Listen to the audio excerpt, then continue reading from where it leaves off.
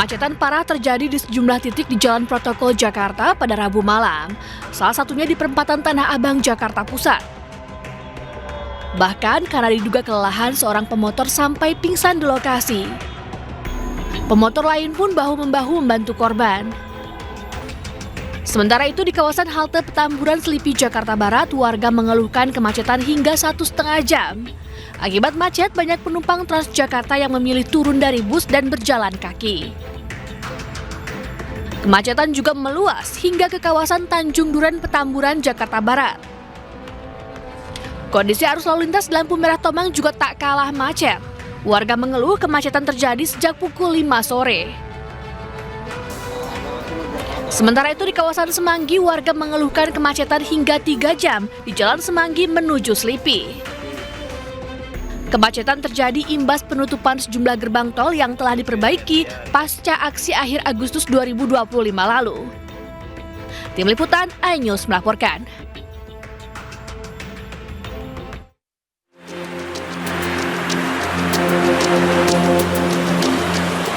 Kemacetan parah terjadi di Jalan Ibu Kota pada Rabu malam.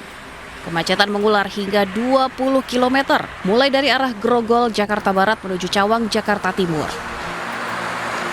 Hal ini terjadi imbas penutupan sejumlah gerbang tol yang sedang diperbaiki pasca dibakar pada unjuk rasa akhir Agustus lalu. Gerbang tol yang ditutup diantaranya gerbang tol Selipi 2, Pejompongan, Semanggi 1, Kuningan 1, dan Selipi menuju Tomang.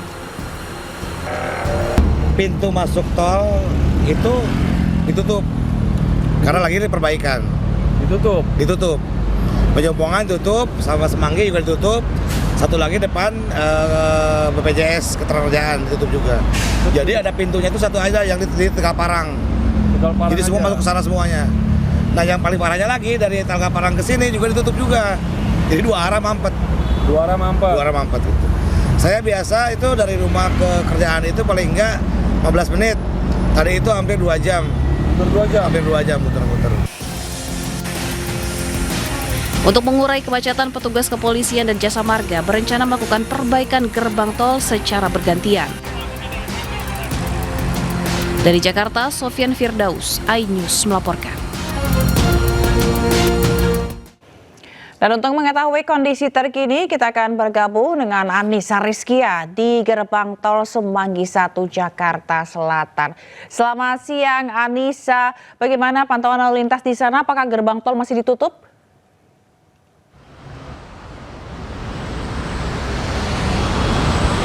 Ya, Zila dan juga pemirsa, memang menurut pantauan kami di gerbang tol Semanggi 1 Jakarta Selatan ini sudah bisa dilalui oleh kendaraan roda 4. Begitu memang sejak pukul 7 tadi sempat mengalami kemacetan. Namun siang hari ini sudah mulai terurai begitu. Bahkan saat ini saya bisa dapat gambarkan begitu ya, untuk akses menuju ke gerbang tol Semanggi 1 ini sudah mulai mengalami kepadatan kembali karena memang hanya satu lajur yang dibuka. Untuk hari-hari biasa memang kita bisa melalui 2 lajur, namun karena akibat dari perusakan pengunjuk rasa pada aksi demo pada Agustus lalu, kita saat ini masih dilakukan perbaikan oleh petugas jasa marga. Selain itu juga dari jasa marga memberikan petugas yang dilakukan untuk membantu para pengemudi ketika memasuki gerbang tol Semanggi dalam mengetep kartu tol. Mereka akan dibantu dengan mobile reader yang mana nantinya petugas bantu menapping di area depan gerbang tol Semanggi 1 Jakarta Selatan ini. Ada 7 gerbang tol yang mengalami kerusakan pasca demo bulan Agustus lalu, yaitu 4 gerbang tol sudah beroperasi secara parsial, termasuk tempat saya melaporkan saat ini, yaitu di gerbang tol Semanggi. Dan 1 sudah beroperasi secara penuh, kemudian 2 lainnya masih belum bisa beroperasi, yaitu untuk 2 gerbang tol yang masih tutup sampai hari ini, yaitu ada di gerbang tol Selipi 2 dan gerbang tol Pejompongan.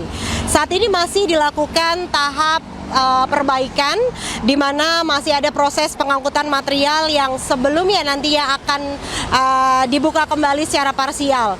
Hingga siang hari ini, Zila dan juga pemirsa, memang selain di gerbang tol Semanggi yang dilakukan pembukaan secara parsial, hanya bisa dilintasi satu lajur, ada pula di gerbang tol Senayan yang beroperasi secara parsial dengan 2 lajur dapat dilintasi kendaraan roda 4, kemudian di gerbang tol Semanggi 2 dapat dilalui 1 jalur beroperasi secara parsial juga, dan yang terakhir adalah di gerbang tol Kuningan 1 yang beroperasi secara parsial dapat dilalui 1 lajur kendaraan roda 4. Begitu untuk update sementara, kami pun juga masih menunggu karena proses perbaikan ini masih terus dilakukan dengan target akan selesai di pertengahan bulan Oktober 2025. Adapun kalau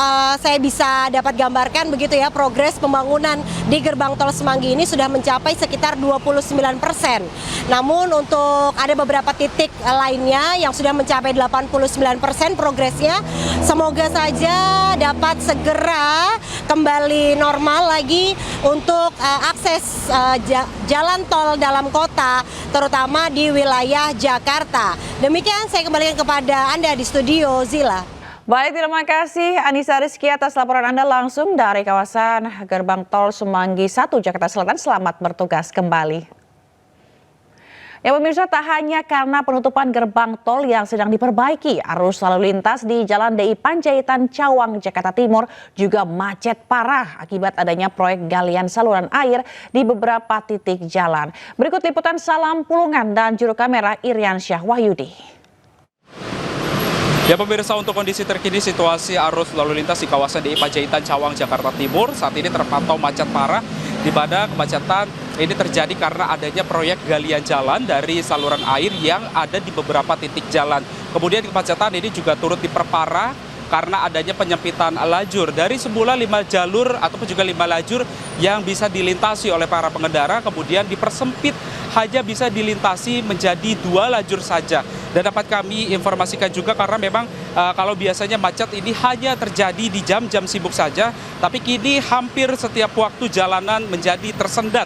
Tentunya kemacetan ini juga mengganggu aktivitas keseharian warga, mulai dari berangkat kerja, kemudian juga mengantar anak sekolah, ataupun juga ojol yang sedang mengejar target. Tentunya ini juga mengganggu, sangat mengganggu sekali dari aktivitas keseharian warga. Dan dapat kami informasikan juga bahwa memang kalau dari pantauan kami di lapangan, kalau kita tarik mundur begitu ya, dari arah UKI, Universitas Kristen Indonesia menuju ke arah tempat kami melaporkan saat ini, yang jaraknya hanya kurang lebih 2 km saja, ini para pengendara harus bisa menempuh waktu selama kurang lebih 30 menit. Padahal normalnya hanya bisa ataupun juga kurang lebih bisa dilintasi dalam kurun waktu 5 sampai 10 menit saja. Kemudian juga untuk kecepatan kendaraan sendiri bagi para pengendara yang melintas di sini, terutama untuk kendaraan bermotor yang saat ini juga terjebak dalam kemacetan horor yang ada di DI Panjaitan. Saat ini untuk kecepatan kendaraannya hanya bisa dilintasi ataupun juga dilalui dalam kecepatan 5 sampai 10 km per jam saja. Dan dapat kami informasikan juga bahwa memang untuk proyek galian jalan ini adalah terkait dengan saluran air dengan metode checking atau fungsinya tidak lain untuk menanggulangi keadaan banjir yang ada di Provinsi DKI Jakarta, yang memang ini diharapkan bisa meminimalisir adanya banjir ketika memasuki di musim penghujan. Tentunya masyarakat juga berharap agar proyek galian jalan ini bisa rampung tepat waktu agar nantinya tidak terjadi adanya ketersendatan arus lalu lintas seperti yang terjadi saat ini, karena memang untuk informasi yang kami dapatkan sendiri bahwa untuk proyek galian ini akan rampung pada Desember 2025 mendatang. Dari Jakarta, Salam Rahmat, Iriansyah Wahyudi, iNews melaporkan. Lagi-lagi kabel listrik yang semrawut terbakar. Kali ini terjadi pada tiang listrik di Jalan Ledjen S. Parman, Jakarta Barat. Kejadian ini sempat membuat pengendara panik. Pak Mimin, info tuh, waduh dok, aja Allah. Kobaran api yang membakar kabel listrik terus membesar di Jalan Letjen S. Parman, Gelong Baru Utara, Jakarta Barat. Api ikut menyambar kabel internet. Kondisi tiang listrik yang terbakar berada dekat jembatan penyeberangan orang dan halte. Petugas damkar berupaya memadamkan api dan bisa memadamkan api 1 jam kemudian. Petugas PLN dan internet memperbaiki kabel yang terbakar agar dapat berfungsi kembali.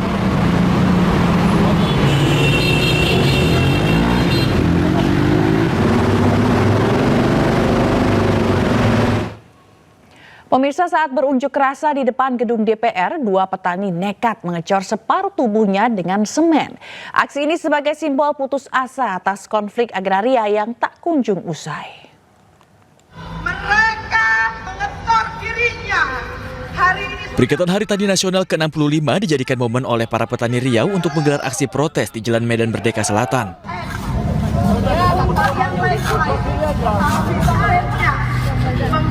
Dengan menggunakan wadah besar, 2 petani membiarkan tubuhnya terkurung semen hingga separuh badan.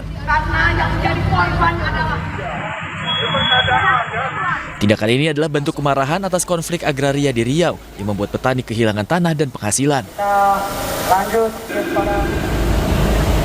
Mereka mendesak Presiden Prabowo segera turun tangan agar petani tak semakin terpuruk dan kelaparan.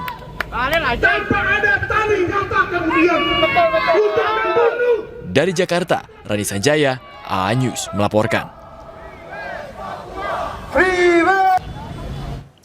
Pemirsa, apa jadinya jika ruang camat dipakai joget oleh biduan? Inilah yang terjadi di kantor Kecamatan Soko, Mojokerto, Jawa Timur, di mana seorang pria berjoget dengan biduan hingga viral di media sosial.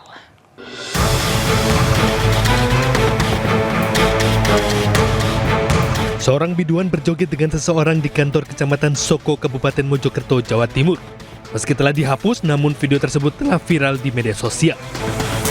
Berbagai tanggapan miring dilontarkan oleh netizen terkait video tersebut.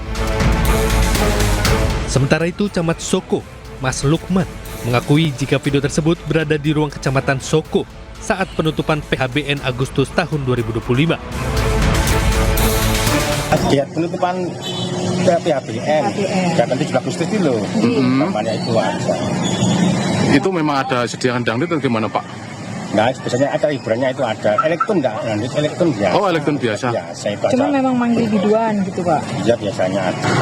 Jadi saya berharap kepada semua camat ya di kantor masing-masing untuk tidak membuat kegiatan yang kontroversial dan menyakiti hati masyarakat. Bupati Mojokerto Muhammad Albarah mengimbau agar semua tingkatan mulai OPD, camat, dan kepala desa tidak membuat acara yang berlebihan.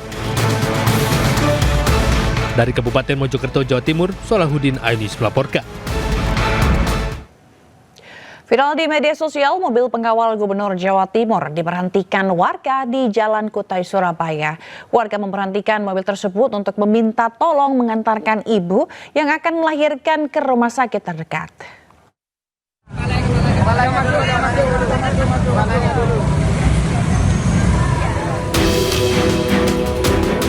Inilah momen saat tim PJR di Lantas Polda Jawa Timur membantu seorang ibu yang hendak melahirkan di Jalan Kutai, Surabaya. Momen ini terjadi saat tim PJR tengah mengawal Gubernur Jawa Timur, Khofifah Indar Parawansa. Dengan adanya ibu yang akan melahirkan, tim PJR terpaksa meninggalkan tugas mengawal gubernur dan terlebih dahulu mengantarkan seorang ibu yang akan melahirkan ke rumah sakit terdekat. Akhirnya kami berhenti turun menolong beliaunya, lanjut membawa ke rumah sakit untuk Ibu Gubernur Jatim, lanjut jalan sendiri tanpa pengawalan, lanjut ke Menganti Gresik. Sedangkan saya melanjutkan membawa ke rumah sakit terdekat untuk menyelamatkan ibu dan anak yang sedang dilahirkan di pinggir jalan tersebut. Ibu yang akan melahirkan diketahui bernama Sinta Bella, warga Kedondong Kidul, Tegalsari, Surabaya. Gubernur Jawa Timur disebut-sebut sempat menemui ibu yang akan melahirkan tersebut sebelum akhirnya melanjutkan perjalanan. Dari Surabaya, Jawa Timur, Rahmat Ilyasan, iNews melaporkan. Sementara itu kericuan terjadi saat penertiban PKL di kawasan Pasar Pagi Paraklaweh, Kota Padang. Sejumlah pedagang mengamuk dan menolak lapaknya yang berada di atas badan jalan ditertibkan.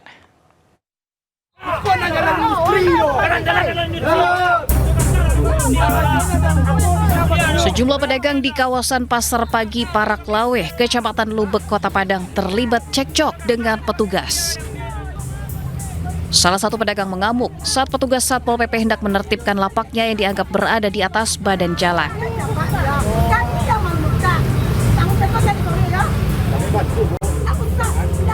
Pedagang berusaha menghalangi usaha petugas membongkar lapak dagangan mereka. Suasana pun semakin memanas saat sejumlah pedagang lain protes dan menolak kegiatan penertiban yang dilakukan oleh petugas gabungan. 80% pedagang berjanji mau buka sendiri. Dia minta dalam jangka waktu 3 hari nanti kami buka. Setelah kita cek ke lokasi yang berklaim-klaiman ternyata tidak ada dikerjakan. Maka kita turun bersama-sama membantu masyarakat khusus yang bangunannya yang berada di Pasar.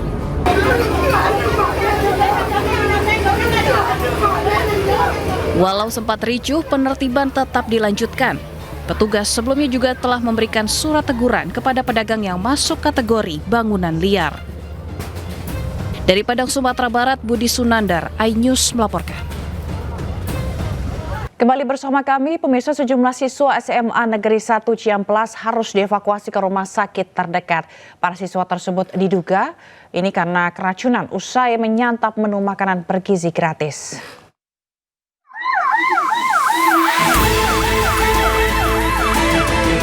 Kepanikan dan suasana tegang terjadi di SMA Negeri 1 Ciamplas, Kabupaten Bandung Barat. Sejumlah siswa harus dievakuasi karena tak sadarkan diri usai menyantap makan bergizi gratis. Para korban ini kemudian dibawa menggunakan puluhan mobil ambulans menuju Rumah Sakit Umum Daerah RSUD Cililin. Berdasarkan informasi, 116 siswa korban keracunan MBG dari SMA Negeri 1 Ciamplas dan SMK Karya Perjuangan Kecamatan Cipongkor. Kebanyakan mual, muntah, langsung sesak. Jadi sesak, ininya panas tenggorokan. Jadi 116 ini masih ada observasi atau sudah masuk ke ruang perawatan, Pak? Yang 116 itu udah yang dirawat sebagian, yang pulang sebagian. Keracunan massal yang terjadi sejak 22 September kini sudah meluas hingga Kecamatan Ciamplas. Hingga saat ini sudah lebih dari 500 korban keracunan massal baik di tingkat SD, SMP, dan SMA berasal dari Kecamatan Cipongkor. Dari Kabupaten Bandung Barat, Iwono Wahyu, iNews melaporkan. Pemirsa, jumlah siswa korban keracunan makan bergizi gratis di Bandung Barat terus bertambah hingga kini mencapai 842 siswa. Banyaknya korban, Pemkab tetapkan kejadian luar biasa atau KLB. Pemerintah juga didesak hentikan sementara program MBG untuk melakukan evaluasi total.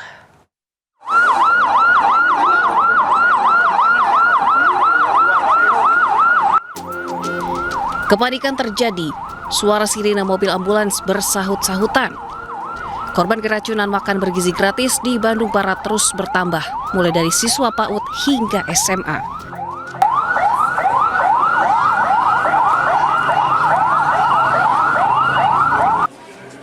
Bahkan jumlah total mencapai 842 orang siswa, terjadi sejak 3 hari terakhir di Kecamatan Cipongkor dan Cihamplas.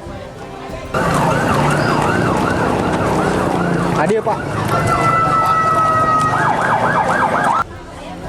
Para siswa ini diketahui menyantap menu MBG dari dapur SPPG Cipari di wilayah Kecamatan Cipongkor.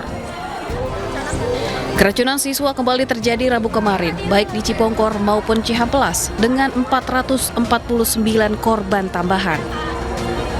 Tak hanya mual, muntah, dan diare, sebagian korban mengalami gejala berat kejang, dehidrasi, hingga penurunan kesadaran. Para korban sebagian besar dirawat di RSUD Cililin. Petugas kewalahan karena oksigen sempat habis. Sebagian korban dirujuk ke rumah sakit lain. Bupati Bandung Barat JJ Rici Ismail menetapkan kasus keracunan makan bergizi gratis sebagai kejadian luar biasa. Jadi sekarang juga kita sudah menetapkannya sebagai statusnya KLB.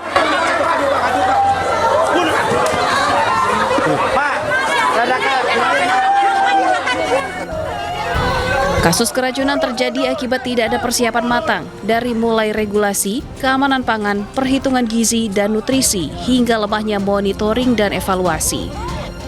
Cisdi mendesak pemerintah segera menghentikan sementara pelaksanaan MBG untuk evaluasi total. Sudah saatnya program MBG ini dihentikan sementara, melakukan evaluasi dampak sehingga semua kekurangan-kekurangan yang dapat diperbaiki ini bisa diperbaiki, diulang kembali prosesnya, dan baru kemudian diputuskan melalui sebuah evaluasi. Menanggapi berulangnya kasus keracunan MBG, dengan suara bergetar, Wakil Kepala Badan Gizi Nasional Nani Esdeyang minta maaf pada masyarakat terkait kasus keracunan dalam program makan bergizi gratis. BGN akan bentuk tim evaluasi untuk ungkap penyebab keracunan. Tanpa kami dilaporin, kami juga keliling gitu. Kami mengumpulkan data-data juga gitu. Nah, kami memang berencana, ini yang mungkin saya sudah berencana sebagai orang baru di BGN ini akan segera membuka hotline untuk pengaduan ya Mas yang pertama. Lalu ini dalam proses kami juga membentuk tim investigasi untuk bisa mendapatkan apa sih sebetulnya yang menyebabkan keracunan ini agar kita bisa memperbaiki sistem tata kelolanya atas nama BGN. Mohon maaf untuk masyarakat di Indonesia. Program ini luar biasa. Kami ingin membantu anak-anak tumbuh dengan baik, gizinya terpenuhi. Jadi kalau masih ada kurang-kurang, kami mohon maaf dan kami akan terus memperbaikinya. Kasus keracunan akibat MBG bukan yang pertama. Cisdi mencatat sejak diluncurkan 6 Januari lalu telah terjadi 5.626 kasus keracunan di 16 provinsi, tertinggi terjadi di Jawa Barat mencapai 2.051 kasus. Tim Liputan iNews melaporkan.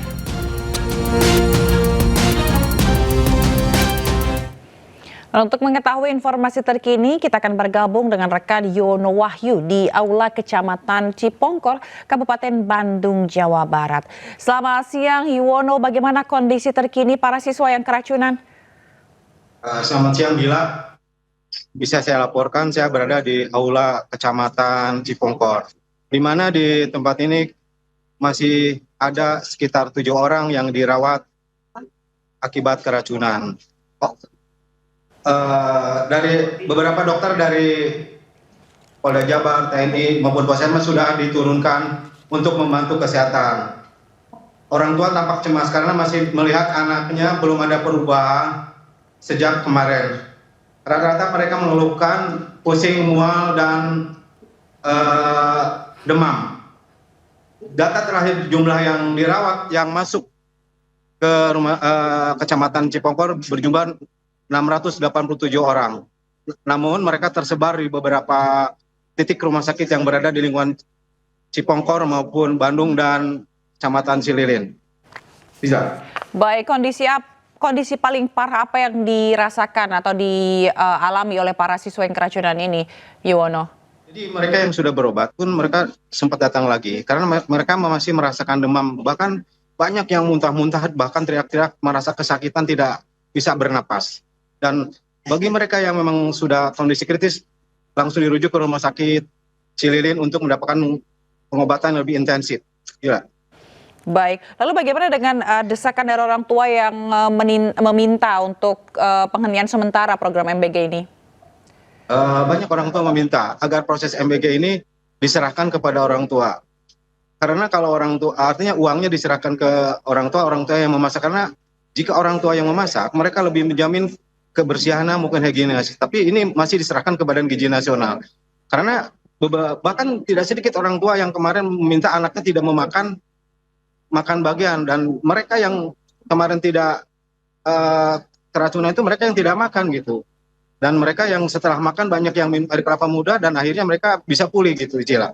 Oke, baik, terkait dengan penutupan dapur MBG seperti apa? Lalu apakah benar bahwa 85 dapur MBG ini belum bersertifikasi? Sempat kami mewawancarai kemarin Bupati Bandung Barat bahwa dia mengatakan bahwa 85 dapur MBG di Bandung Barat ini belum bersertifikasi. Artinya kita tidak tahu seperti apa. Dan penutupan pada awal Badan Gizi Nasional mengatakan bahwa ditutup. Saya berpikir pada saat itu ditutup semua, tapi hanya yang pada hari Senin yang ditutup. Nah, terjadi pada hari Rabu di kecamatan yang sama dengan dapur yang berbeda. Yang kami pertanyakan, apakah penutupannya dapur ini seluruh kecamatan atau hanya yang memasak pada hari ini dan kemarin? Gila. Baik, lalu tanggapan dari Pemda setempat seperti apa? Apakah masih menunggu arahan dari pusat atau seperti apa untuk penghentian sementara program ini? Betul, ini masih menunggu arahan dari Badan Gizi Nasional. Tapi pantauan saya di lapangan masih beberapa wilayah masih menggelar MBG ini. Di beberapa titik di luar kecamatan ini mungkin ya. Karena kemarin sama di Kecamatan Ciamplas sempat terjadi keracunan. Tapi jumlahnya tidak sebanyak yang di Kecamatan Cipongkor, Jila. Baik, berarti di beberapa titik makan bergizi gratis ini masih disalurkan begitu ya ke sekolah-sekolah? Betul. Justru yang masyarakat harapkan itu penutupan seluruh sambil menunggu evaluasi yang seperti dikatakan kemarin oleh Sekda Jawa Barat. Baik, kita akan tunggu bagaimana perkembangan nanti begitu ya. Kita berharap tidak ada lagi korban yang bertambah. Terima kasih Iwono Wahyu melaporkan langsung dari Cipongkor. Selamat bertugas kembali. Pemirsa, pasca keracunan massal siswa akibat menyantap MBG, pemerintah Kabupaten Bandung Barat hentikan aktivitas dapur MBG di Kecamatan Cipongkor. Pemerintah Kabupaten juga akan mengevaluasi 85 dapur MBG lainnya yang ternyata belum bersertifikasi.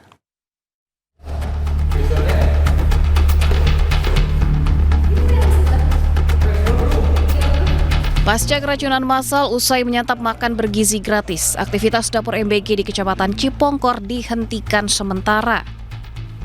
Dapur MBG ini menyediakan 3.000 paket MBG untuk sejumlah sekolah di Kabupaten Bandung Barat. Selain itu, pemerintah kabupaten juga akan mengevaluasi 85 dapur MBG lainnya di Bandung Barat yang diduga belum memiliki sertifikasi. Kita melakukan evaluasi terhadap semua MBG yang di Cipongkor berarti, Pak? Ya. Tapi semuanya juga tetap kita lakukan evaluasi karena ada dari data yang saya dapat 85 dapur memang masih belum memiliki sertifikasi sehat. Itu 85 se-KBB Pak atau se... Yang kita stop ini yang di Cipongkor aja Pak? Pak, yang belum ada sertifikasi itu yang di wilayah mana aja? Semua. Jadi kita akan melakukan melalui BGN dan dinas terkait untuk segera proses supaya semua bisa bersertifikat sehat dan halal. Sebelumnya keracunan massal siswa akibat MBG meluas hingga ke Kecamatan Cihamplas. Hingga saat ini sudah lebih dari 500 siswa di Kabupaten Bandung Barat keracunan dan harus dirawat intensif. Dari Bandung Barat, Jawa Barat, Iwono Wahyu, iNews melaporkan. Siswa sekolah menengah kejuruan negeri di Kabupaten Tuban, Jawa Timur diduga mengalami keracunan usai menyantap menu makan bergizi gratis. Sejumlah siswa dilaporkan mengalami mual, sesak nafas, bahkan muntah darah. Sedikitnya 6 siswa SMK Negeri di Kecamatan Palang, Kabupaten Tuban, Jawa Timur terpaksa dilarikan ke RSUD Dr. R. Kusma Tuban setelah diduga mengalami keracunan makanan.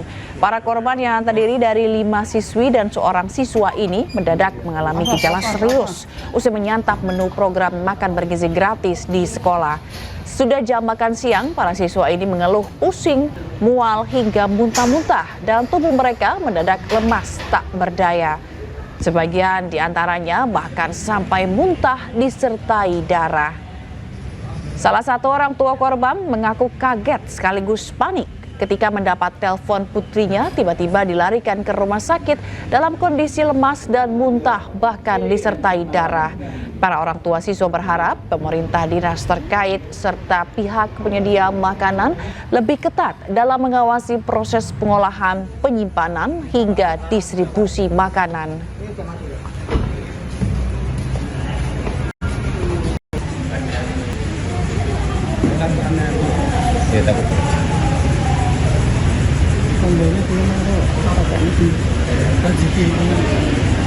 Lewat 29 orang ditetapkan sebagai tersangka dalam unjuk rasa berujung ricuh. Jumlah tersebut berdasarkan penegakan hukum yang dilakukan di angkat Bareskrim Polri dan 15 Polda jajaran di Indonesia.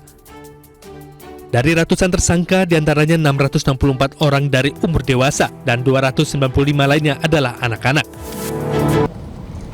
Dari seluruh laporan tersebut, Polri telah menetapkan ada total 959 orang tersangka dengan rincian 664 tersangka dewasa dan 295 anak. Selain itu, para tersangka dijerat berbagai pasal, antara lain pasal penghasutan, perusakan hingga pencurian. Polisi juga menjelaskan total ada 246 laporan polisi yang masuk usai aksi kerusuhan di berbagai wilayah Indonesia. Tim Liputan iNews melaporkan. Pemirsa, Anda kembali menyaksikan iNews Siang. Pemirsa, polisi memburu pemberi dana atau bohir saat unjuk rasa berujung ricuh Agustus lalu. Polisi menggandeng PPATK untuk telusuri aliran dana pada unjuk rasa tersebut. Seseorang mengasih uang dan lain sebagainya didapatkan dari mana, ini masih proses pembuktian, dan pembuktian ini adalah melalui proses yang secara saintifik. Mungkin nanti kami juga terus berkoordinasi dengan PPATK terkait aliran-aliran dana. Saat ini sedang berproses untuk lebih jelas seperti apakah ada mastermind atau pendana yang pendana yang lainnya. Semua masih dalam proses sementara itu. Ya, pemirsa, Presiden Prabowo Subianto suarakan kemerdekaan Palestina dalam sidang umum PBB di New York, Amerika Serikat. Presiden juga tegaskan tidak ada satu negara pun yang bisa menindas komunitas umat manusia. No one country can bully the whole community of the human family. Dengan penuh semangat dan berapi-api, Presiden Prabowo Subianto menyampaikan pidatonya di sidang umum PBB. Dengan lantang sambil menggebrak meja, Presiden tegaskan tidak ada satu negara pun yang bisa menindas komunitas umat manusia. Prabowo juga menyuarakan perdamaian dunia dan mengingatkan kekerasan bukanlah solusi. To choose the right side of history, the path of the moral high ground, the path of rectitude, the path of justice, the path of humanity, to shun hatred, to overcome suspicion, and to avoid the use of violence. The use of violence will beget violence. No one country can bully the whole community of the human family.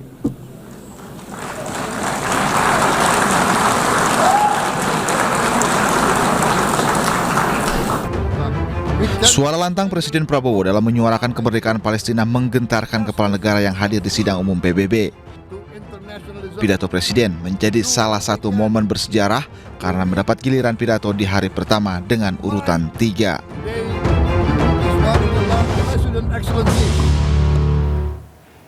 Pemirsa, Ketua Komisi 4 DPR RI Titi Soeharto mengaku bangga dengan penyampaian isi dari pidato Presiden Prabowo Subianto di markas PBB New York, Amerika Serikat. For centuries, Indonesia Mr. Antonio, we were treated Menurutnya apa yang disampaikan Presiden ke-8 RI ini semakin menegaskan sikap dan posisi Indonesia yang disebutnya sejak lama memberikan dukungan kemerdekaan bagi Palestina. Titi juga mengaku dirinya melakukan nobar atau nonton bareng pidato Presiden Prabowo saat dirinya melakukan kunjungan kerja ke Maluku Utara. Mensejahterakan bangsa ini. Bapak juga belum memikirkan kali ya. Apa? Pidato Pak Presiden di PBB gimana menurut Ibu? Tanggapan? Apa ya? Bangga kita bisa. Tadi malam saya nobar sama teman-teman, kebetulan lagi kunjungan ke Maluku Utara, jadi nobar bareng-bareng sampai jam 12 ditungguin. Dan ya udah apa ya, speechless deh. Berarti sikap Indonesia jelas ya Bu disampaikan Pak Prabowo. Iya, itu sikap Indonesia udah jelas. Dari zaman dahulu kala kita selalu mendukung perjuangan.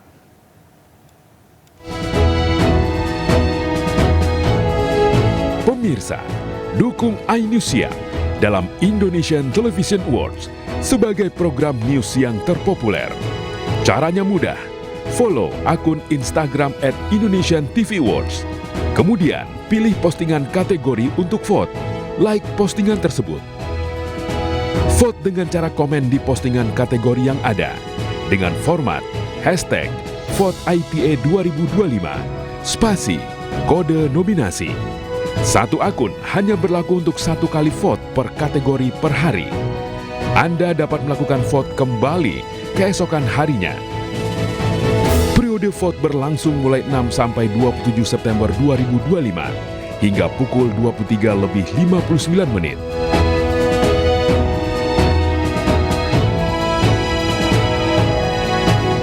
Seekor monyet liar berkeliaran mengacak-acak warung warga di Tangerang, Banten. Monyet berekor panjang ini bisa ditangkap setelah dipancing dengan makanan.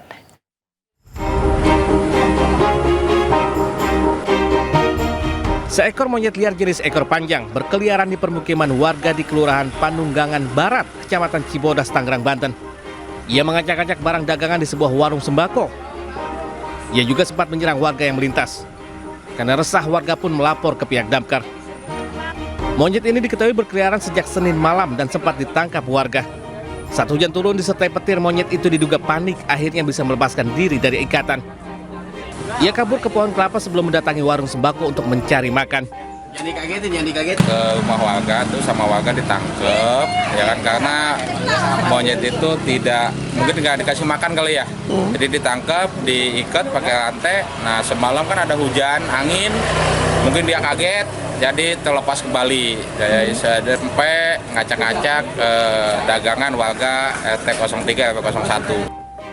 Proses evakuasi berlangsung singkat atau kurang dari 30 menit dengan cara dipancing makanan. Setelah ditangkap, monyet itu kemudian dibawa ke kantor UPT Damkar Cibodas.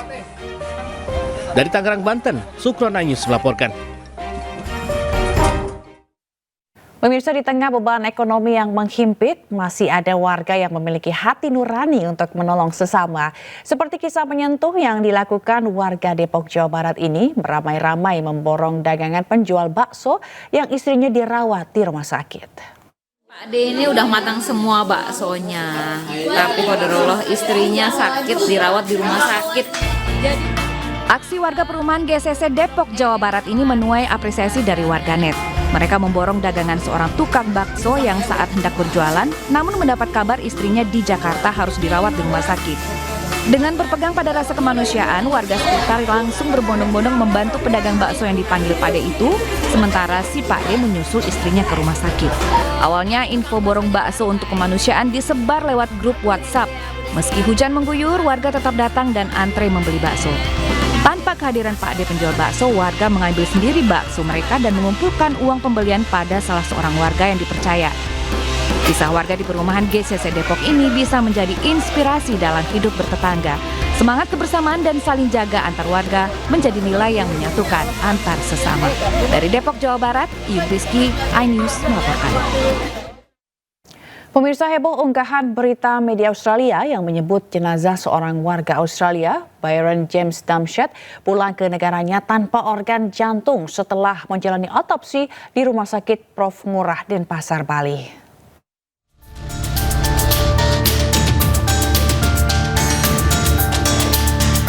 Dunia maya dihebohkan dengan unggahan berita media Australia yang menyebut jenazah seorang warga Australia, Byron James Damshed, pulang ke negaranya tanpa organ jantung setelah menjalani otopsi di Rumah Sakit Prof. Ngurah Denpasar. Byron ditemukan tewas di kolam renang villa kawasan Kerobokan, Badung pada Mei 2025. Hasil otopsi Rumah Sakit Prof. Ngurah Denpasar menyebut penyebab kematian karena etanol. Namun keluarga dibuat kaget karena 2 hari sebelum pemakaman baru diketahui jantung Byron tidak ikut dipulangkan. Pihak keluarga menerima hasil otopsi kedua yang dilakukan di Australia yang menyatakan salah satu organ tubuh korban tidak ada. Pihak keluarga pun melayangkan surat mempertanyakan kondisi tersebut, hingga akhirnya pihak Rumah Sakit Prof. Ngurah mengirim organ jantung korban ke Australia. Dan Byron itu dibawa ke Australia. Dilakukan otopsi juga oleh pihak Australia, dokter di Australia, dan ketika detik-detik mau dimakamkan disampaikan hasil otopsinya, belum keluar hasil otopsinya, disampaikan bahwa ternyata ada bagian tubuh yang hilang itu jantungnya.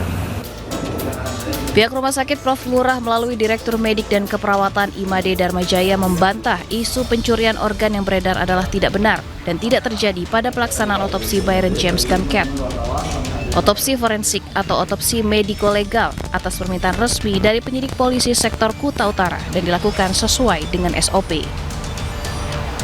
Jadi setelah seluruh pemeriksaan selesai, jantung milik Byron James sudah dikembalikan ke Australia. Jadi repatriasi atau pengembalian jantung yang bersangkutan dilakukan setelah tubuh yang bersangkutan diterbangkan kembali ke Australia. Jadi karena memang ini kan perlu proses lama pemeriksaan ini. Jadi dirasa beliau duluan disusul setelah ada pemeriksaan jantung yang komplit baru disusulkan. Sementara itu, kuasa hukum keluarga korban menyatakan pihak keluarga belum memutuskan apakah akan menempuh jalur hukum. Pihak keluarga masih menunggu proses hukum pada penyebab kematian korban yang diduga tidak wajar. Dari Denpasar, Bali, Indira Ari, iNews melaporkan. Petugas damkar membantu mengevakuasi tangan bocah yang terjepit lubang pedal sepeda listrik. Proses evakuasi berlangsung dramatis.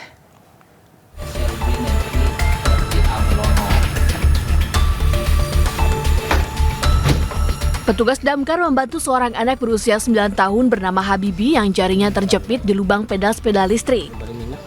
Proses evakuasi dilakukan di posko rescue damkar Jalan Diponegoro, Palangkaraya, Kalimantan Tengah. Untuk bisa mengevakuasi jari telunjuk bocah yang terjepit pada lubang pedal sepeda listrik, petugas harus memotong pedal listrik menggunakan gerinda mini. Setelah 1,5 jam, akhirnya jari bocah tersebut berhasil dikeluarkan tanpa menimbulkan luka atau lecet. Insiden bermula ketika anak yang duduk di kelas 2 SLB ini main dengan sepeda listrik tanpa sepengetahuan orang tuanya dan tidak sengaja memasukkan jari telunjuk ke dalam lubang pedal, hingga akhirnya tidak bisa dikeluarkan dan membengkak. Dia dikasih volume minyak itu nggak mau juga, sepedanya juga dari ke rumah sakit. Habis itu di rumah sakit? Rumah sakit disarankan disuruh membawa ke damkar sih. Peristiwa ini menjadi pembelajaran bagi orang tua agar selalu memperhatikan dan mengawasi buah hatinya, terutama saat bermain. Dari Palangkaraya, Kalimantan Tengah, Ade Sata, iNews melaporkan. Aman Bella, tangan B. Dari informasi lainnya, pemirsa, Satuan Pelayanan Pemenuhan Gizi atau SPPG Bojongkoneng Kabupaten Bogor menjadi percontohan dalam penyediaan makan bergizi gratis atau MBG dengan capaian zero accident. Dalam sehari, SPPG ini memproduksi 3.135 porsi makanan bergizi yang didistribusikan ke 19 sekolah.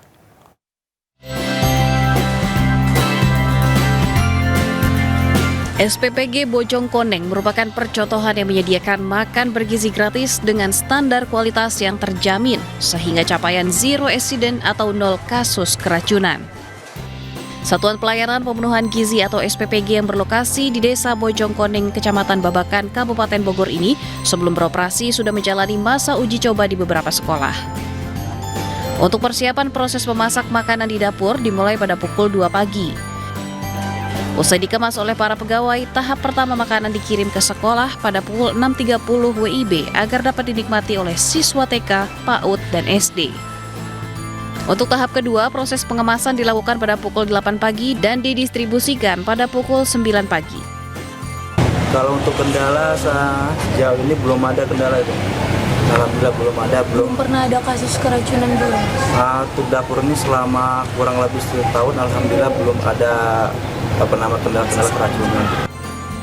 Untuk menjaga kualitas, SPPG Bojongkoneng memberikan perhatian lebih pada bahan makanan yang mudah terkontaminasi seperti ayam dan ikan.